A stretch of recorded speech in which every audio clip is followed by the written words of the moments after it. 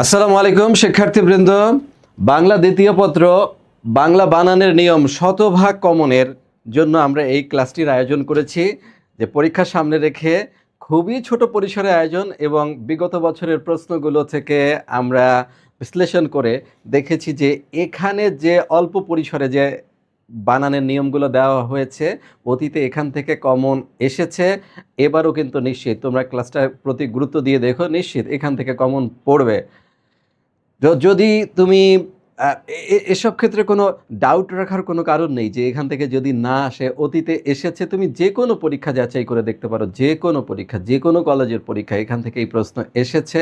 সুতরাং তুমি বইতে অনেক তথ্য দেওয়া আছে, এই তথ্যগুলো দেখে ঘাবড়ে গিয়ে তুমি যদি মনে করো যে অনেক কিছু মনে হয় তোমার পড়তে হবে না, পরীক্ষার সামনে রেখে আমরা এই যে ছোট্ট পরিসরে আয়োজন করেছি, এখান থেকে প্রশ্ন কমন আসবে। তো চলো দেখি আজকের আয়োজনে কি থাকছে।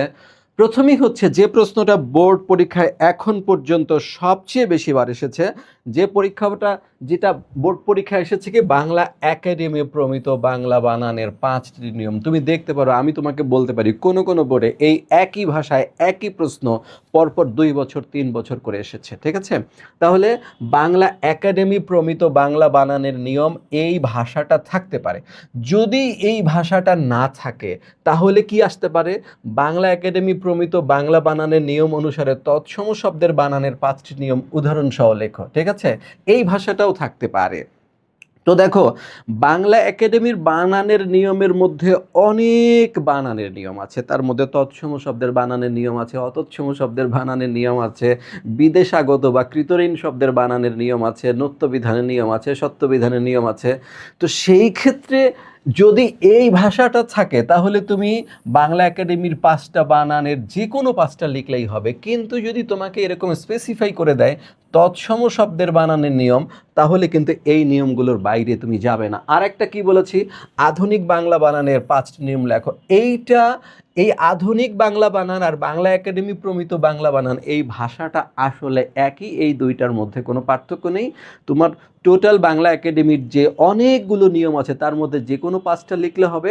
আর আমরা কি করেছি, এই প্রশ্নের আলোচনার সুবিধার্থে যাতে তোমার অবশ্যই কমন পড়ে, সেই জন্য এই বাংলা একাডেমির সাথে তৎসম শব্দটা অ্যাড করে দিয়েছি।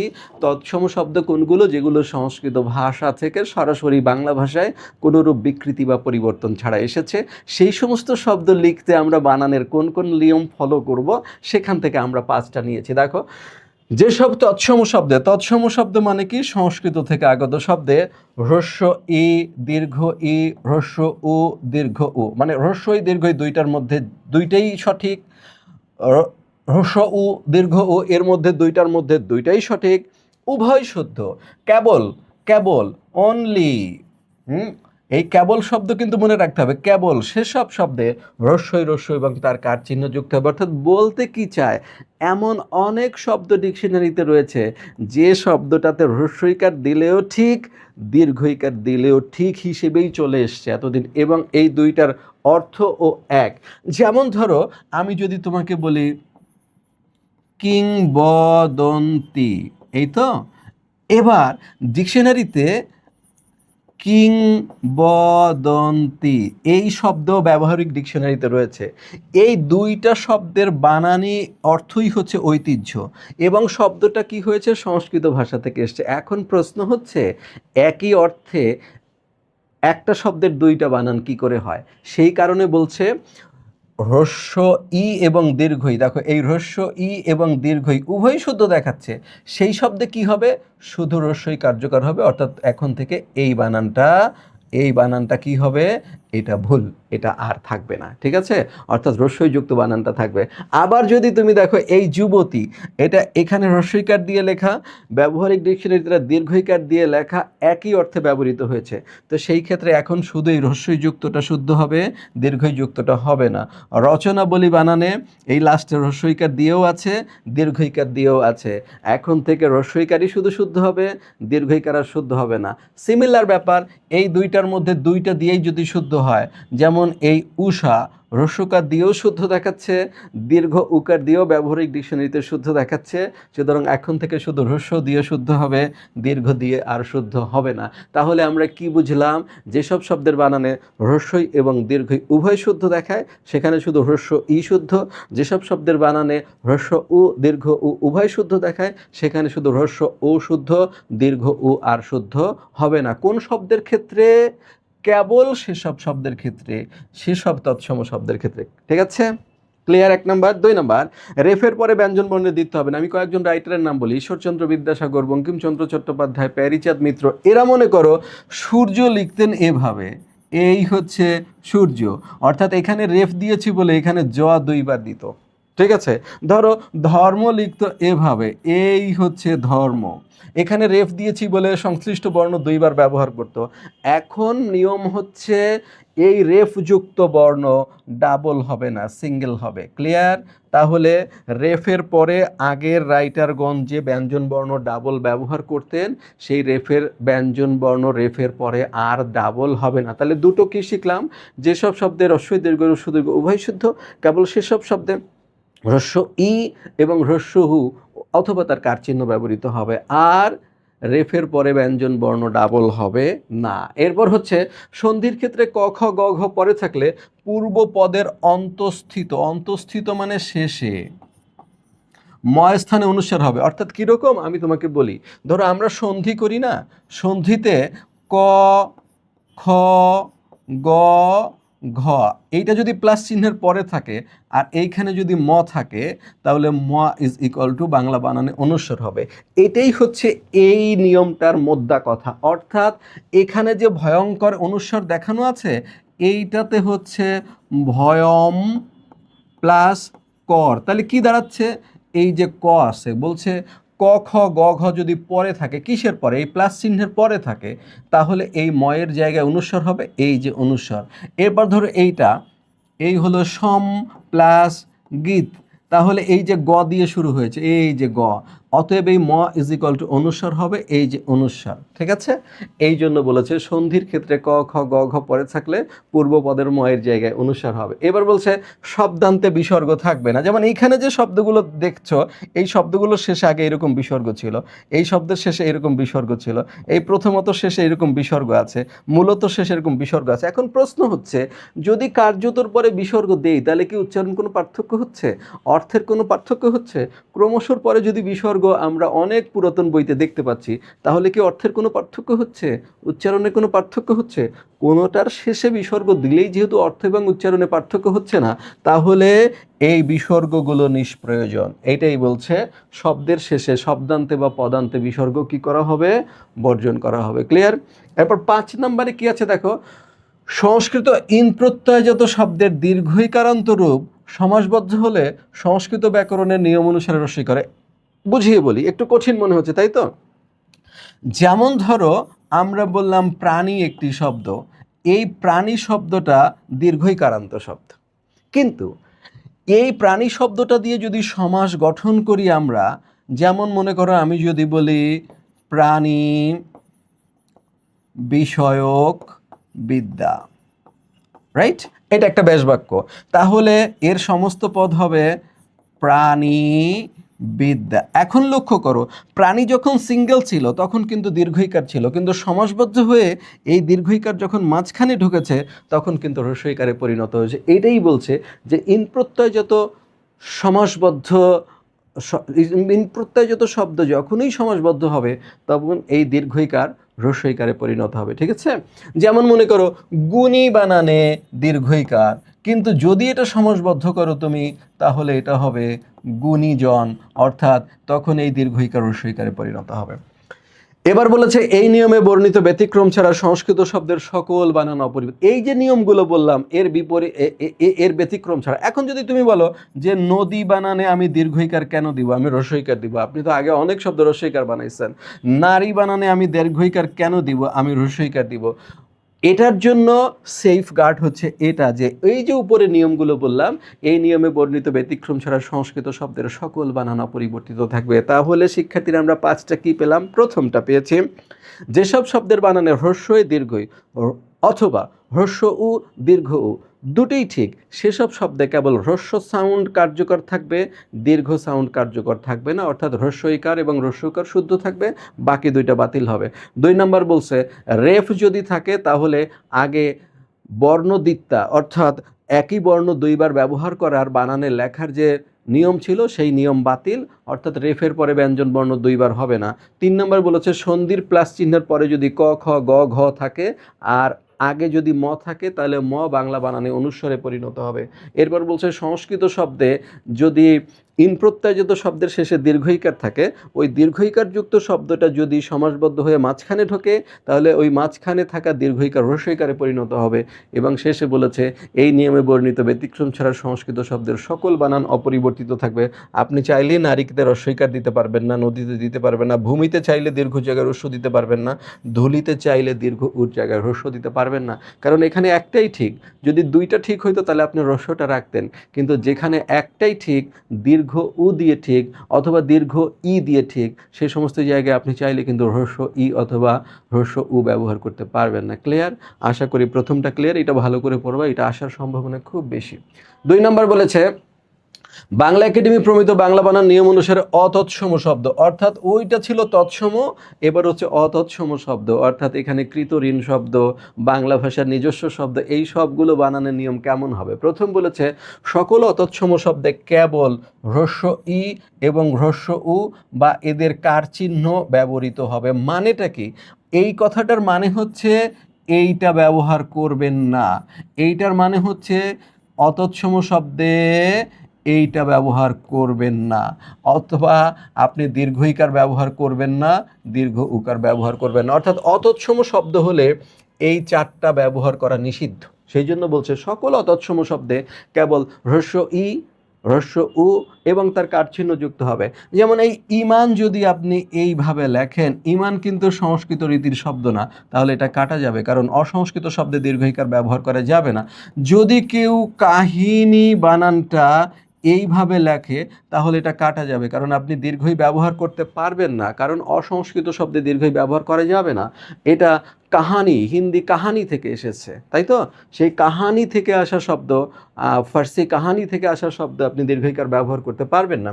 সরকারি, আমরা অনেক সরকারি অফিসের সামনে দেখতে পাই এইভাবে লেখা সরকারি, এই সরকার তো ফার্সি শব্দ, তাহলে এখানে দীর্ঘই ব্যবহার করা যাবে না, অতএব শব্দটি হবে সরকারি। তার মানে আমরা বুঝলাম অতৎসম শব্দে কখনোই কি হবে না, দীর্ঘইকার এবং দীর্ঘকার ব্যবহৃত হবে না, কেবল হ্রস্বই এবং তার কার চিহ্ন ব্যবহৃত হবে।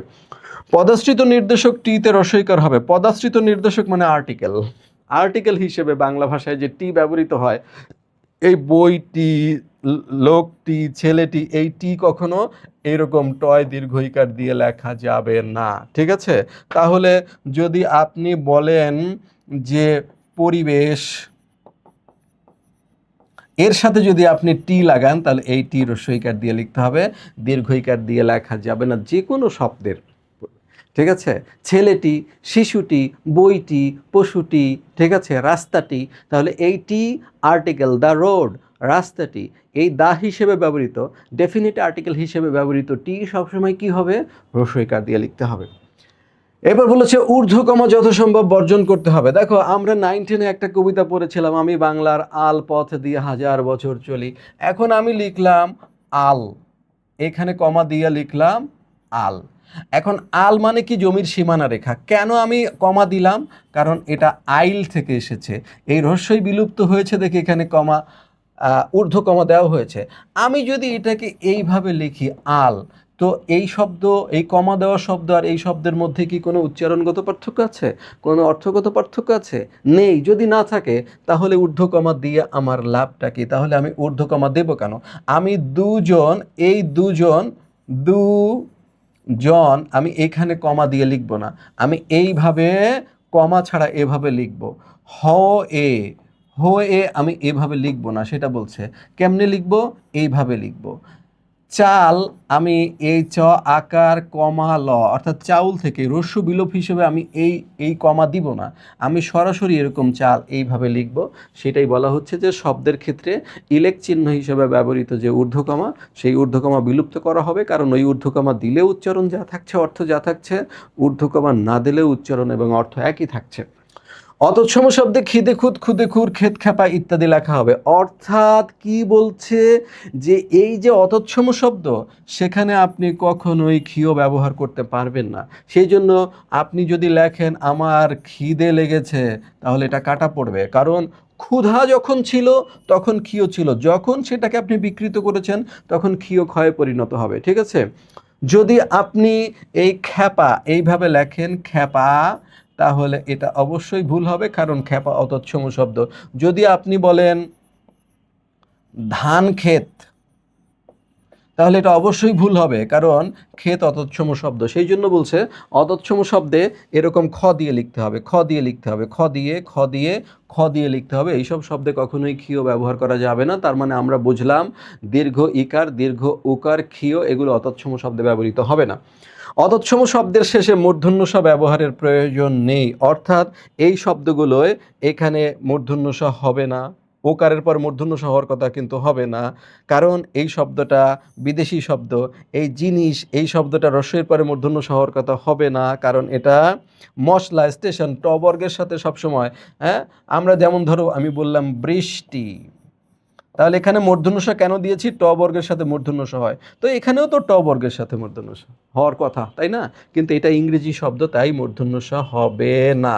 তাহলে শিক্ষার্থীরা শেষমেশ কি দাঁড়ালো? অতৎসম শব্দের ক্ষেত্রে পাঁচটা আমরা কি শিখলাম? আমরা শিখলাম অতৎসম শব্দে কখনোই দীর্ঘ ই এবং দীর্ঘ উ ব্যবহার করা যাবে না, তার কারচিহ্ন ব্যবহার করা যাবে না। সেই জন্য এক নম্বরে বলেছে সকল অতৎসম শব্দে কেবল হ্রস্বই হ্রস্ব এবং তার কারচিহ্ন যুক্ত হবে।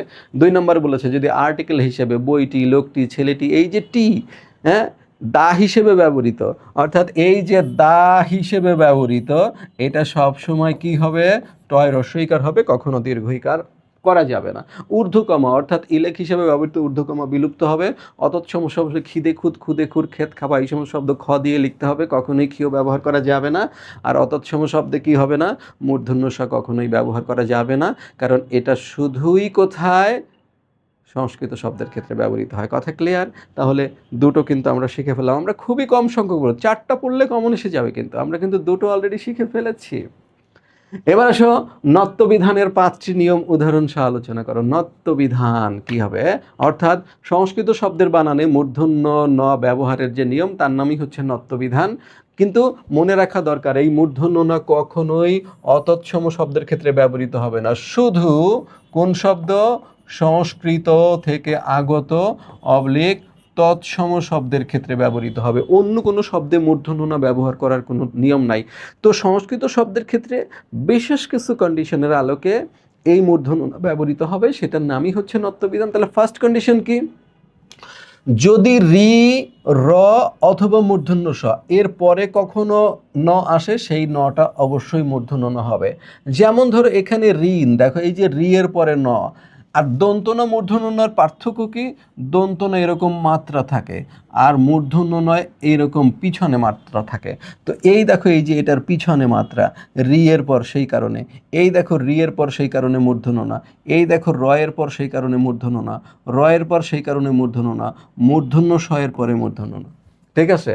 তার মানে রি, র, স এগুলোর পরে যদি কখনো সংস্কৃত শব্দে কোনো ন আসে, সেই নটা অবশ্যই মূর্ধন্য ন থাকবে। এদের কথা মনে রাখো, এই তিনটার কথা মাথায় রাখো। এরপর বলেছে তৎসম শব্দে যদি ট বর্গীয় ধ্বনির সাথে যুক্ত অবস্থায় থাকে, তাহলে অবশ্যই মূর্ধন্য ন হবে। কীরকম? ধরো আমি বললাম ঘন্টা, তো ট বর্গীয় ধ্বনি কয়টা? 5টা। ট, ঠ, ড, ঢ এবং মূর্ধন্য ন। এই প্রথম 4টার সাথে যদি কখনো ন যুক্ত হয়, তাহলে অবশ্যই মূর্ধন্য ন যুক্ত হবে, অর্থাৎ এই উপরে এখানে মাত্রা থাকবে না। যেমন ধরো আমি যদি বলি কণ্ঠ, তাহলে এইভাবে হবে কণ্ঠ, এখানে মাত্রা থাকবে না। কেন?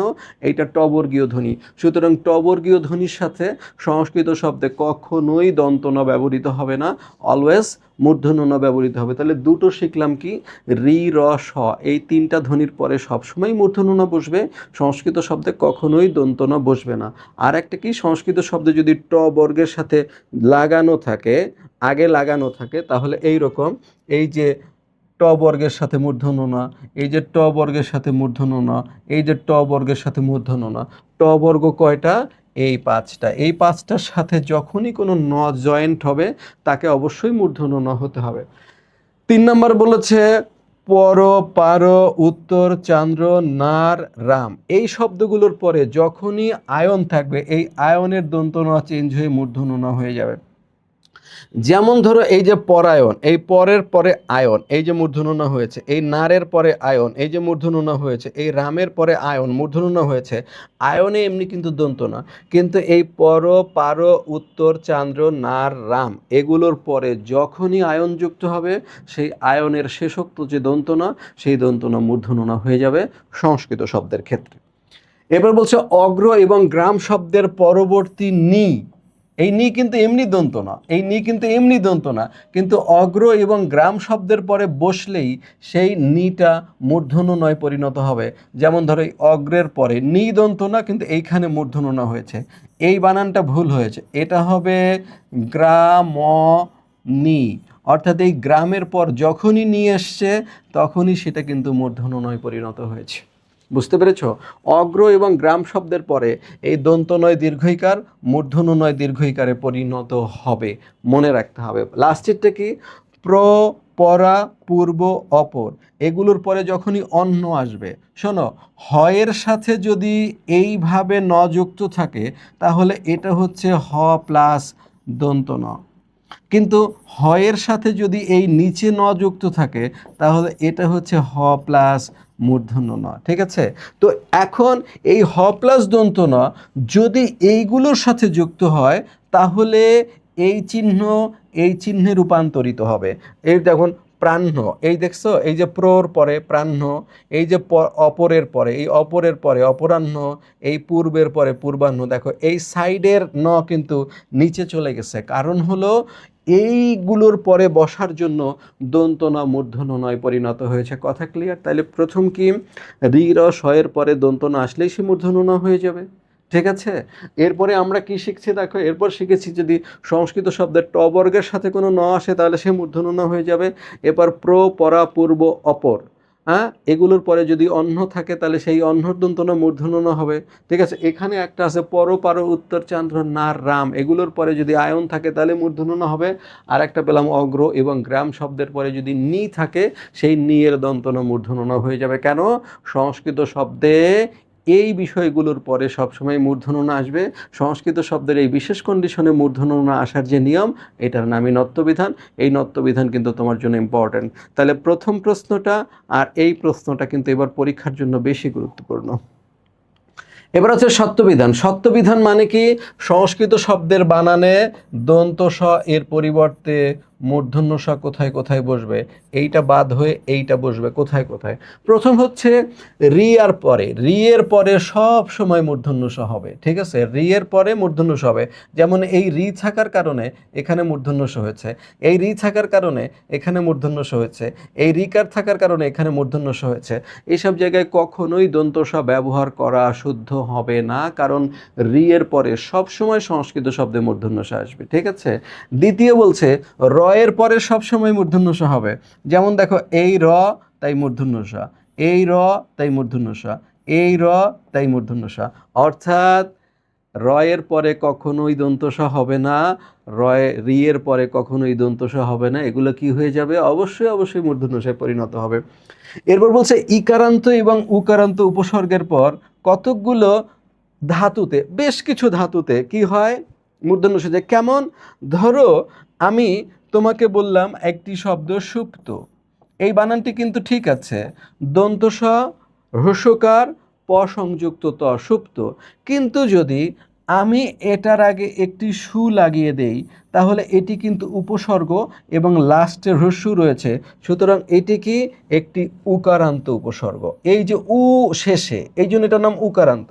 তখন এই শব্দটা কি হবে, এই উপসর্গের সু দিলাম, এই শটা চেঞ্জ হয়ে এখন মূর্ধন্য শয়ে পরিণত হবে। কেন? এইটা এই উকারান্ত উপসর্গের পরে এই স যুক্ত হয়েছে, অতএব সে মূর্ধন্য শয়ে পরিণত হবে। কথা ক্লিয়ার? ধরো এই যে অনুষঙ্গ, এখানে তোমাকে আমি ভেঙে দিই। ধরো এই সঙ্গ বানানটা এরকম, কিন্তু যখনই তুমি এর সাথে অনুযোগ করবা, তাহলে এটার লাস্টে কিন্তু হ্রস্ব রয়েছে, অতএব শব্দ গঠনের সময় এই স কিন্তু চেঞ্জ হয়ে যাবে। তখন তুমি এটাকে বলবা অনুষঙ্গ। এবারই দেখতে পাচ্ছ দন্ত স চেঞ্জ হয়ে মূর্ধন্য স হয়েছে, কারণ এইটা উযুক্ত উপসর্গ। ক্লিয়ার? তাহলে এরকম এই যে দেখো অভিতে ই আসে বলেই এখানে দন্ত মূর্ধন্য স হয়েছে। এই জন্য ইকারান্ত এবং উকারান্ত উপসর্গের পরে বেশ কতগুলো ধাতুতে দন্তসা কি হয়ে যায়, মূর্ধন্য স হয়ে পরিণত হয়ে যায়। ক্লিয়ার? তাহলে এখানে আমরা তিনটা শিখলাম। রি এর পরেই যদি কোনো স আসে অবশ্যই মূর্ধন্য স আসবে, র এর পরেই বা রেফের পরেই যদি বা রফলার পরেই যদি কোনো স আসে তাহলে অবশ্যই মূর্ধন্য স হবে, আর উপসর্গের শেষে যদি ই বা উ থাকে তারপরেই যদি দন্তস আসে তাহলে সেই দন্তসা কি হয়ে যাবে, মূর্ধন্য ষয়ে পরিণত হবে। এবার বলছে টবর্গীয় ধ্বনির পূর্বে যদি যুক্ত হয় তাহলে মূর্ধন্য ষ হয়। তুমি কি কখনো খেয়াল করে দেখেছো কষ্ট শব্দে আমি মূর্ধন্য ষ কেন দেব, বৃষ্টি শব্দে আমি মূর্ধন্য ষ কেন দিব? কারণ ট বর্গের সাথে সব সময় মূর্ধন্য ষ হবে। ট বর্গের সাথে, ট বর্গ কারা, ওই যে বললাম ট ঠ ড ঢ মূর্ধন্য ন, এদের সাথে যখনই কোনো স যুক্ত অবস্থায় আসবে অবশ্যই সমূর্ধন্য স হয়ে যাবে। আর লাস্টে কি, রধ্বনির পরে যদি অ ভিন্ন অন্য স্বরধ্বনি, শুধু অ থাকবে না, ঠিক আছে? যেমন এই যে র এর পরে হ্রস্বইকার, অতএব এখানে মূর্ধন্য স হবে। ঠিক আছে? এই যে রধ্বনি ছাড়াও হবে, এখানে ধরো এই যে হ্রস্বইকার, অতএব মূর্ধন্য স হবে। ঠিক আছে? কিন্তু আমি যদি বলতাম পুরস্কার, পুরস্কার, তাহলে কি তুমি চিন্তা করে দেখেছো এটা দন্তসা কেন? কারণ এই র এর পরে অ রয়েছে, সেই কারণে এখানে দন্তস হবে। বলছে অ আ থাকলে হবে না, অভিন্ন অন্য স্বরধ্বনি থাকতে হবে। এইখানে অ আ ছাড়া অন্য স্বরধ্বনি, সেই কারণেই মূর্ধন্য ষ হয়েছে। তো শিক্ষার্থীরা পাঁচটা কি শিখলাম, রি এর পরে মূর্ধন্য ষ, র এর পরে মূর্ধন্য ষ, ট বর্গের সাথে মূর্ধন্য ষ, ইকারান্ত উকারান্ত উপসর্গের পরে মূর্ধন্য ষ, আর র ধ্বনির পরে অ আ ছাড়া অন্য স্বরধ্বনি থাকলে মূর্ধন্য ষ। বাস ক্লিয়ার? একেবারে সংক্ষেপে শেখো। তাহলে আমরা চারটা প্রশ্ন আজকে আলাপ করলাম, সেটা কি এই চারটার মধ্যেই কিন্তু আসবে। সেটা কি, আমরা প্রথম বলেছি যে বাংলা একাডেমি প্রমিত বাংলা বানানের নিয়ম, তৎসমটাকে আমরা এটার মধ্যে টেনে নিয়েছি। তার আমরা অতৎসম বা কৃতঋণ শব্দের ক্ষেত্রে একটা পড়েছি, আর আমরা নত্যবিধান পড়েছি, সত্যবিধান পড়েছি। ইনশাআল্লাহ এর মধ্যে প্রশ্ন কমন পড়বে, এটা নিঃসন্দেহে বলা যায়। তুমি এর উপরে ভরসা রাখতে পারো। সকলকে ধন্যবাদ, সবাই আমার জন্য দোয়া করো। আর তোমার যদি মনে হয় যে প্রশ্ন কমন না আসতে পারে, তাহলে তুমি অতীতের প্রশ্ন দেখো, বোর্ড পরীক্ষার প্রশ্ন বাতিল করে দাও। তোমার কলেজ সম্পর্কে তো আমি জানি না, সেই কলেজের প্রশ্ন চেক করে দেখো, এই প্রশ্নগুলোর মধ্যেই প্রশ্ন এসেছে, এই প্রশ্নগুলোর মধ্যেই প্রশ্ন আসবে। এই চারটার উপর ভরসা রেখে তুমি এই চারটা কমপ্লিট করো। ঠিক আছে? আর কারো যদি মনে হয় তুমি অপোজিট আনসার করবা, তাহলে শুদ্ধ বানান দেওয়া থাকবে তোমার 8টা, সেখান থেকে যে কোনো 5টি শব্দের শুদ্ধ বানান লিখে দিলে আর তোমার নিয়ম লেখা লাগছে না। সবাই ভালো থাকো। আসসালামু আলাইকুম।